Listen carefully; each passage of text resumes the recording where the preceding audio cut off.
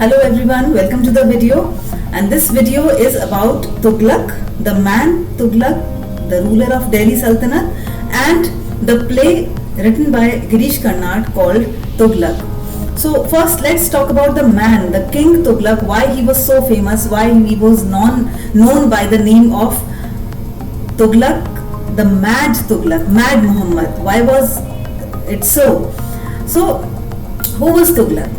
Tughlaq was born in the year 1290 and he died in 1351, and he was the ruler of Delhi Sultanate from 1325 to 1351. That is for 26 years. He was the ruler of Delhi, and he was the son of Ghiyasuddin Tughlaq, who was the founder of Tughlaq dynasty in India, and he was also known by the name of Prince Juna Khan. He was extremely intelligent, extremely talented. He knew many languages. He was very deeply interested in poetry, philosophy, astronomy. So he was a gifted man. So far as intellect is concerned, so far as his talents are concerned, he was a gifted man. But ultimately he went down in history as Mad Muhammad. So what happened? Why do we remember him as Mad Muhammad? And any decision, any wrong, eccentric decision taken by a ruler is known as a Tughlaqi decision, is known as something akin to Tughlaq and his eccentricities. So there were four things that he did.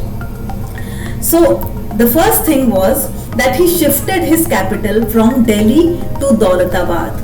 Now, this shifting of the capital was strategically a very wise move, because Tughlaq had extended his empire towards the south. So there were many southern states, there were many southern areas that were there in his empire now. So it was wise of him to think that a capital at the center of the empire would make it easy for him to control the whole of the empire. So he shifted the capital from Delhi to Daulatabad. But this move, it had, it boomeranged on him. It established his reputation as Mad Muhammad. And there is this another move which we know by the name, which is the move of introducing copper currency. Now remember, we are talking 14th century. People were not, they could never think that copper can be used as currency. Up till now, only gold and silver were used to make coins for currency. But copper could be used, since copper is a base metal and copper does not have value as much as silver and gold have. So this idea of using a baser element, a baser metal for currency, it was unique for people, and people could not take it in the spirit it was introduced. Tughlaq was aware that they have paper currency in China. So for him, it was nothing new. For him, it was only logical to introduce copper currency. He thought that it would save it would save him some money. Instead of minting gold and copper coins, if they start minting gold and silver coins, if they start minting copper coins. But people thought that he is mad. Who will accept copper as a form of exchange? Who would accept copper, because it is such a base metal, it has got no value of itself. So they were not aware of the idea that if there is this stamp of authority on a piece of paper, it works fine as a means of exchange. So this move also failed miserably, and it earned him the name of Mad Muhammad. And then there is this third very important move of him, very important decision taken by him. That is, he removed the jizya tax. Now what is jizya? Jizya is a pilgrimage tax which every Muslim ruler would levy on the Hindu subjects. So if a Hindu subject has to go on pilgrimage, he will have to pay this tax. It is as simple as that. But Tughlaq, he was such a learned man. So he had this idea of religious harmony. He believed in the idea of a secular state where all the religions are equal and where people are not discriminated upon on the basis of their religion. So he removed this jizya tax, and he said that Hindus are as much entitled to their pilgrimage as Muslims are. And Muslims were angry with this, and at the same time even Hindus did not like it. They felt unsafe. They thought that maybe when we are paying tax, so we are safer, then it is the emperor's responsibility to take care of our security. But when this tax was removed, even the Hindus felt insecure. So again, this move, it was introduced in a good spirit, but ultimately it earned him the title of Mad Muhammad. And then there is this fourth decision of him that failed miserably, and it was that he levied extra taxes in Doab region. Now Doab is a region which is located between two rivers, so this land is extremely fertile and they get very good crops every year. So Tughlaq thought that if since the farmers of the Doab region, they could afford to pay extra taxes because they were having very good crops, so he levied extra taxes on the farmers of this Doab region, and very unluckily for him, they had a famine that year, and the farmers, they could not pay taxes, and Tughlaq's officers also cheated on him because they behaved very brutally and they forced people to pay the tax even when they had not earned money that year. So these are some of the decisions. Tughlaq was intelligent, but at the same time he was cruel also. So he was a complex personality, and there are many layers to his personality that we need to explore. But these are some of the decisions which we remember when we study Indian history. And despite all his intelligence, despite all his good intentions, he goes down in history as a ruler who was not a very good ruler. He could not control his areas. He could not make his subjects happy. So he was a failure. As a king, he was a complete failure. And now for the play Tughlaq. Girish Karnad wrote this play in the year 1964, and this year is important because we have to remember that this was around this time, not exactly this time, but around this time Indian politics was also undergoing a change, and we'll talk about it later.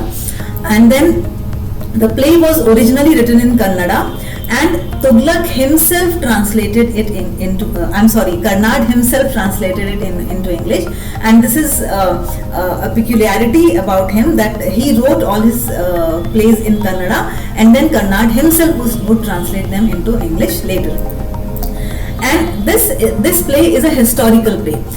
Any piece of writing can be called historical if it is based on historical characters and it talks about historical events. So yes, by all means it is a historical play, and it is a political play also.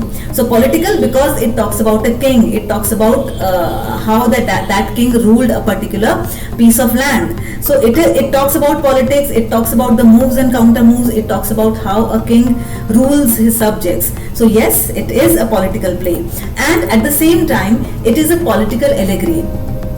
Now political allegory is what do we mean by political allegory? So political allegory is a narrative that on the surface tells one story, but it has a hidden political meaning or message underneath.